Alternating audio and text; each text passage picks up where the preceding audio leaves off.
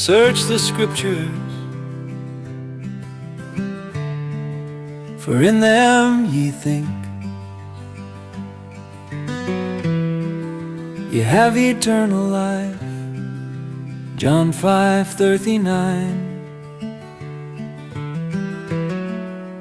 These were more noble than those in Thessalonica, in that they received with all readiness of Hello, mind, isang magandang araw sa inyo, mga kaibigan sa pagkikinig. and search the scriptures daily, Search the scriptures. whether those things were so axed. At 17:11. ay patungkol sa paraan ng tamang pagsamba. Alam niyo po ba tayo bilang tao ay mapagsambang mga nilalang, especially mga Pilipino. Dahil sa ating puso, sa ating konsensya, ina-acknowledge natin na mayroong isang supernatural being superior sa atin. Kaya lang ang tao ay dahil sa kanyang kawalan ng kaalaman sa Word of God, ay pilit siyang sumasamba sa Diyos according sa sarili niyang idea o pamamaraan ng mga mali. On the other hand, ang Panginoon po ay gusto niya na sambahin siya ayon sa tamang pamaraan na nakasulat sa mga kasulatan. Ang Panginoon, hindi niya tinatanggap yung pong maling pagsamba. Pero, inahanap niya yung mga tunay niyang mananamba. Sabi ng John 4:23 and 24, "But the hour cometh, and now is, when the true worshipper shall worship the Father in spirit and in truth. For the Father seeketh such to worship Him. God is a spirit, and they that worship Him must worship Him in spirit and in truth." Una, i-define po muna natin itong dalawang bagay. Worship, o yung pagsamba, ibig sabihin to honor, to show reverence for. Idol, ito po ay image or figure regarded as an object of worship. Yung ating pinalit, no? So, dito tayo sa unang punto, worshiping God in spirit. Paano ba dapat sasambahin ng Kristiyano ang Panginoon o ang Diyos? In John 4:24, kanina yung verse natin, sabi dito, "God is a spirit, and they that worship Him must worship Him in spirit and in truth." Ang Diyos po ay espiritu at siya sambahin, dapat sambahin sa espiritu at katotohanan. Ano po ba yung mga pamaraan ng pagsamba ng tao na hindi inaalaw o hindi gusto ng Panginoon? Exodus chapter 20 verse 4 and 5. Exodus 24 verses 4 and 5. "Thou shalt not make unto thee graven image, or any likeness of anything that is in heaven above, or that is in the earth beneath, or that is in the water under the earth. Thou shalt not bow down thyself unto them, nor serve them. For I, the Lord thy God, am a jealous God, visiting the iniquity of the fathers upon the children, unto the third and fourth generation of them that hate me." Pwede ba natin ikumpara ang Panginoon sa mga sa anumang bagay? Sabi ng Isaiah chapter 46, 5-9. Hayaan niyo pong basahin ko. Isaiah 46, 5-9. "To whom will ye liken me?" Kanino ba daw natin ikukumpara o itutulad ang Panginoon? Sabi niya, "And make me equal, and compare me, that we may be like. They lavish gold out of the bag, and weigh silver in the balance, and hire a goldsmith, and he maketh it a god. They fall down, yea, they worship." So, merong gold, merong silver, titimbangin, then magpapagawa sa goldsmith ng Diyos. At sila'y sasamba dito. Sabi dito, ang sunod na verse, they bear him upon the shoulder, bubuhatin nila, and they carried him and set him in his place. Ilalagay doon sa kanyang lugar, and he standeth. From his place shall he not remove. Hindi na siya makagalaw doon. No? Yea, one shall cry unto him, merong iyak sa kanya, yet he cannot answer, nor save him out of his trouble. So, merong hihingi ng tulong doon sa ginawa na Diyos, pero hindi siya makakasagot at hindi siya makakapagligtas. Remember this, and show yourselves men. Bring it again to mind. Isip-isipin natin. O ye transgressors, mga manalalangsang. No? Remember the former things of old, for I am God, and there is none else. I am God, and there is none like me. Walang katulad ng Panginoon, sabi niya. Sabi sa Acts chapter 17, verse 29. Acts 17:29. For as much then as we are the offspring of God, we ought not to think that the Godhead is like unto gold or silver or stone, graven by art and man's device. Gusto ba ng Panginoon na i-representa natin siya sa kahit anumang object na ginawa ng tao ayon sa kanyang imahinasyon? Sabi ni Paul, kung yan mang iniisip natin na tayo yung mga anak ng Diyos, huwag nating isipin na ang Diyos ay tulad ng saginto o silver o bato na ginawa ng tao. No? Inukit lang ng tao. Sabi sa Romans chapter 23, ganito ang ginagawa ng tao, no? Romans chapter 23 to 25, Romans 1:23 to 25. And change the glory of the uncorruptible God into an image made like to corruptible men, and to birds, and four-footed beasts, and creeping things. So, ang tao daw ay binabago niya yung kaluwalhatian ng hindi nasisira, walang kasira ang Diyos sa mga imahe na mga nasisira tulad ng tao. Tayo po nasisira tayo, namamatay tayo. Ng tao, ng ibon, ng mga four-footed beasts, or mga gumagapang. Wherefore God also gave them up to uncleanness through the lusts of their own hearts, to dishonor their own bodies between themselves, who changed the truth of God into a lie, and worship and serve the Creator more than the Creator more than the Creator, who is blessed forever. Amen. Mas piniling sinamba yung nilikha kaysa dun sa lumikha. Dapat po ang lumikha ang ating sasambahin. Ang Diyos na hindi nasisira.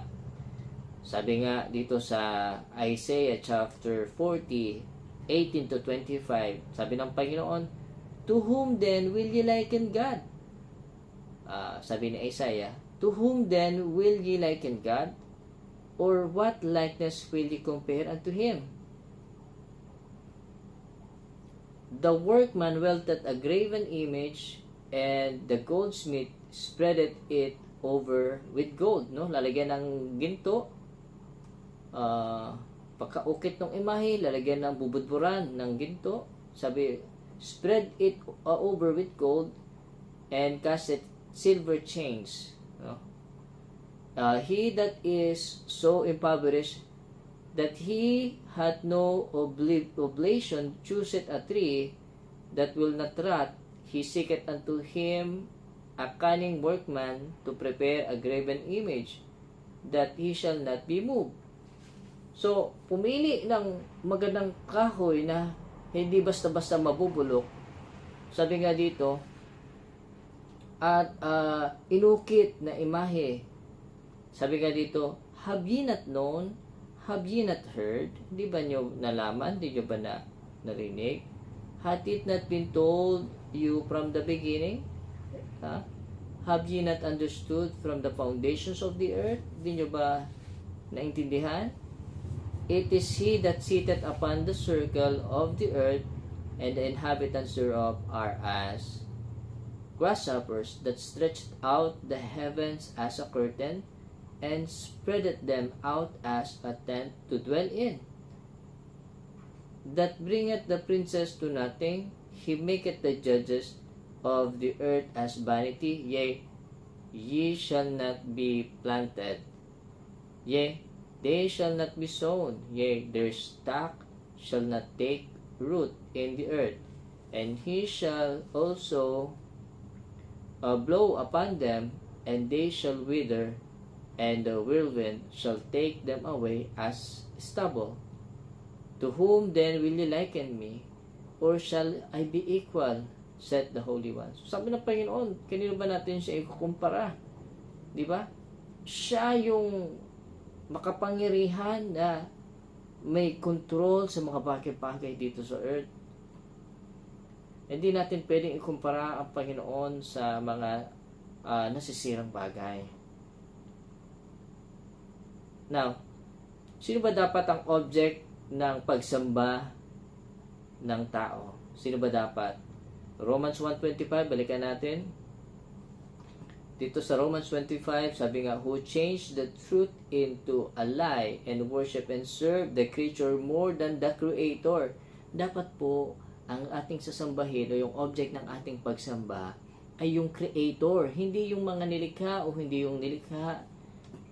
Dapat po ang Creator yung lumikha sa atin. Isaiah 48 verse 2, Isaiah 42 verse 8. Sabi ng Panginoon, I am the Lord, that is my name, and my glory will I not give to another, neither my praise to graven image. Hindi gusto ng Panginoon o hindi niya ibibigay ang kanyang kaluwalhatian sa mga graven image o mga inukit na mga larawan. Ano po ba ang pakinabang sa pagsamba sa mga inanyo ang larawan? Isaiah 44:9-10. Isaiah 44:9-10, sabi dito, they that make a graven image are all of them vanity, walang kabuluhan, and their delectable things shall not profit, walang pakinabang, and they are their own witnesses. They see not, nor know, that they may be ashamed, who hath formed a god or molten graven image that is profitable for nothing. Yung mga gumawa ng Diyos-Diyosan, or nagtunaw, yan, yung gumawa ng mga inanyo ang larawan, wala yang pakinabang po, no? Paano po natin i-describe na walang kabuluhan yung mga graven images? Wala pong kabuluhan yung mga inanyo ang larawan na yan. Tingnan natin sa Psalms 115, 4-8. Psalms 115, 4-8. Their idols are silver and gold, the work of men's hands. So, yung kanilang mga Diyos-Diyosan daw ay mga ginto, mga pilak, na gawa ng tao. They have mouth, may bibig sila, but they speak not. Eyes have they, but they see not. Meron silang mga mata, pero hindi nakakakita. They have ears, but they hear not. Meron silang tenga, pero hindi nakakapakinig. Noses have they, merong ilong, but smell not. Hindi nakakaamoy. They have hands, they handle not. Feet have they, but they walk not. Neither speak they through their throat. May kamay, hindi nakakahawak. May paa, hindi nakakalakad. Hindi rin nakakapagsalita. They that make them are like unto them. So it's everyone that trusted in them. So kaya lang sila doon sa mga yon, sa mga inanyong larawan. Pero bakit po maraming tao ang nagpupumilit na sambahin yung mga inanyo ang larawan? Bakit po kaya? Sabi sa Isaiah 44 verse 17-19. Tingnan natin. Isaiah 44, 17-19. And the residue thereof he maketh a god, even his graven image. He falleth down unto it, and worshipeth it, and prayeth unto it, and saith, deliver me, for thou art my God. They have not known nor understand, for he hath shut their eyes that they cannot see, and their hearts that they cannot understand. So, meron dito na nagkuha siya putol siya ng kahoy, nagluto, tapos yung kanyang mga tira-tira, yung mga residue, yan, no?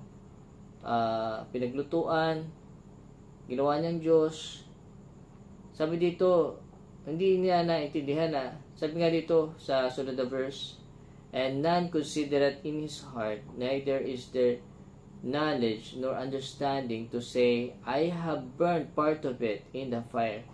So, hindi niya na-consider sa kanyang puso, hindi niya naisip, no? Hindi nakarating sa kanyang kaalaman, kanyang unawa, na yung piraso o yung mga kadugtong ng mga inukit niyang larawan, yung mga parts noon ay ginamit niya sa pangluto. Sabi niya dito, I have burned part of it in the fire, no? Ginamit niya pangsunog, pangluto. I also have baked bread, na kapag luto siya ng tinapay, upon the coals thereof. I have roasted flesh, na kapag ihaw, and eaten it, nakakain.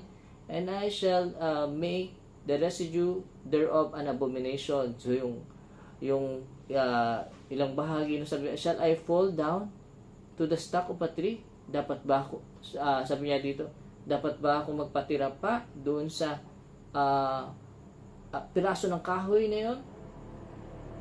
Kaya sabi ng Bible sa Romans 1:28, and even as they did not like to retain God in their knowledge, God gave them over to a reprobate mind to do those things which are not convenient.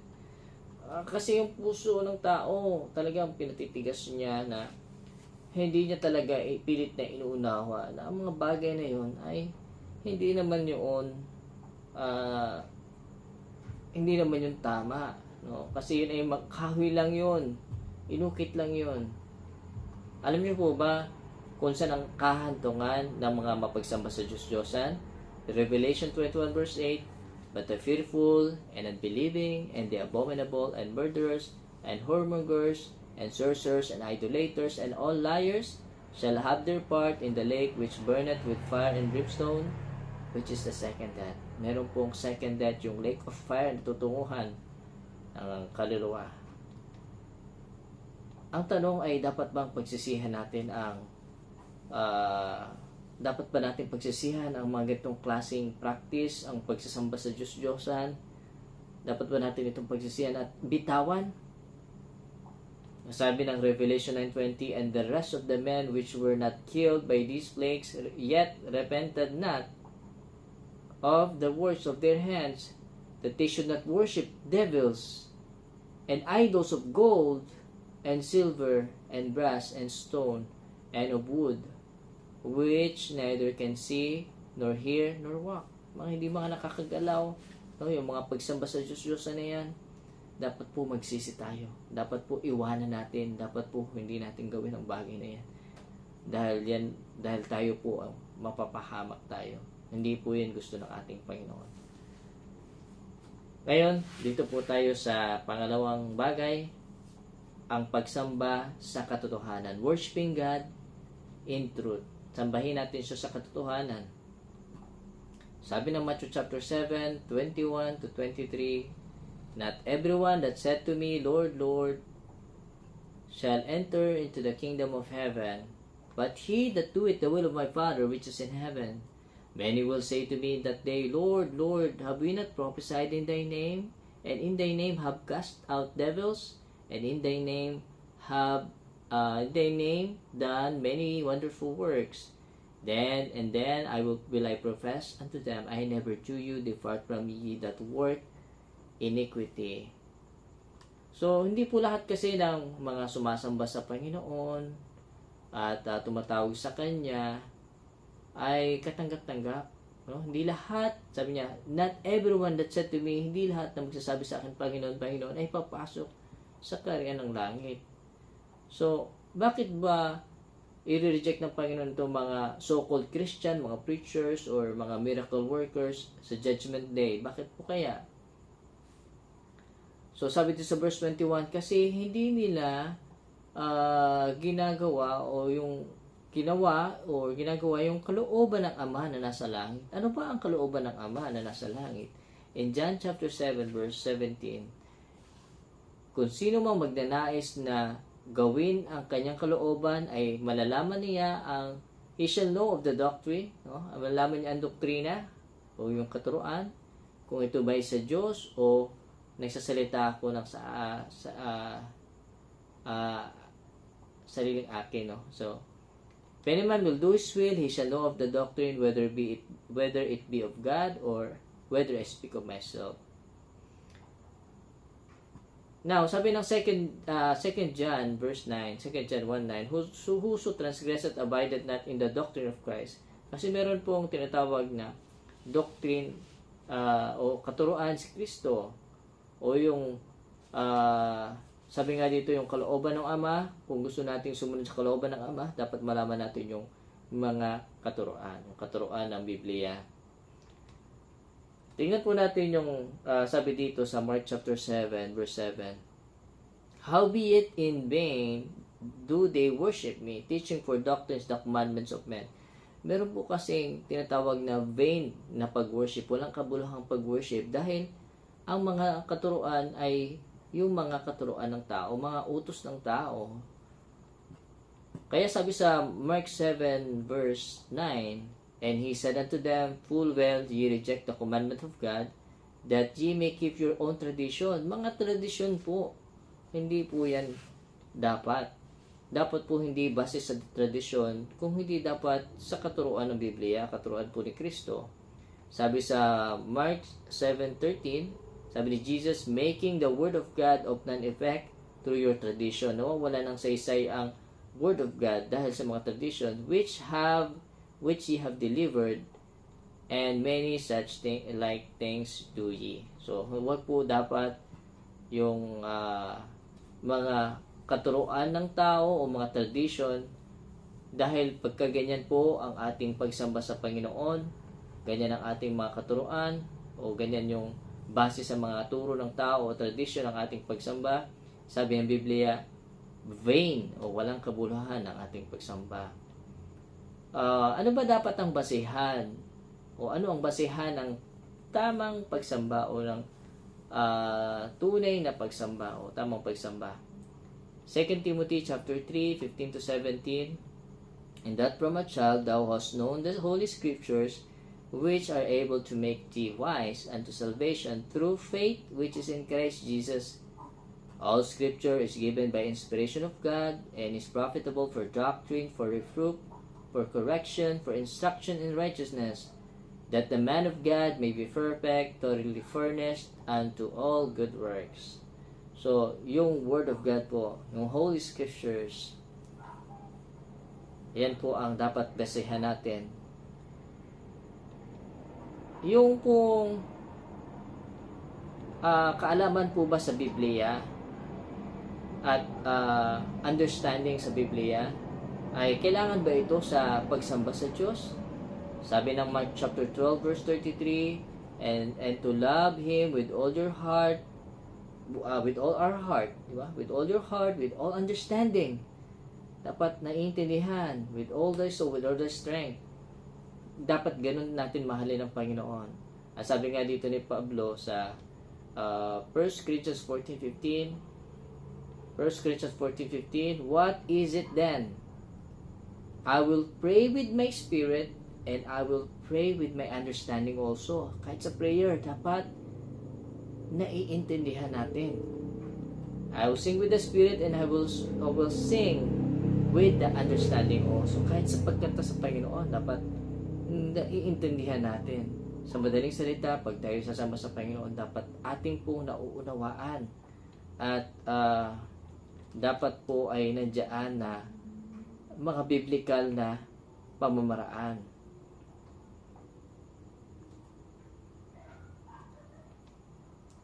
Tingnan natin yung 1 Corinthians 14:33.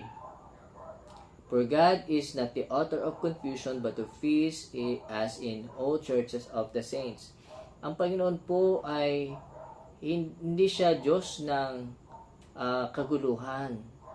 So, dapat yung pag tayo sasamba sa ating Panginoon, dapat nandun talaga yung tinatawag na presence of mind. So, hindi po yung magiging confusion po yan pag wala po tayong nauunawaan o walang understanding. Another thing po ay, alam niyo po ba na hindi po gusto ng Diyos na yung ating pagsamba o ang ating pagdilingkod sa Kanya, na kahit na sincere ito, pero wala naman tayong kaalaman o hindi naman ito base sa scriptures, magagahe po tayo sa mga Israelites. Sabi dito sabi ni Pablo sa Romans 10:2 and 3, "For I bear them record that they have the zeal of God." Meron silang sigasig sa Diyos, but not according to knowledge, pero hindi nakabase sa knowledge, sa Word of God. "For they being ignorant of God's righteousness," naging ignorante sila, "and going to establish their own righteousness," pilit nilang itinatayo ang kanilang sariling katwiran, "have not submitted themselves unto the righteousness of God." So, hindi sila nagpasakop sa tinatawag na righteousness ng Panginoon. Yung Biblia, yung biblical way.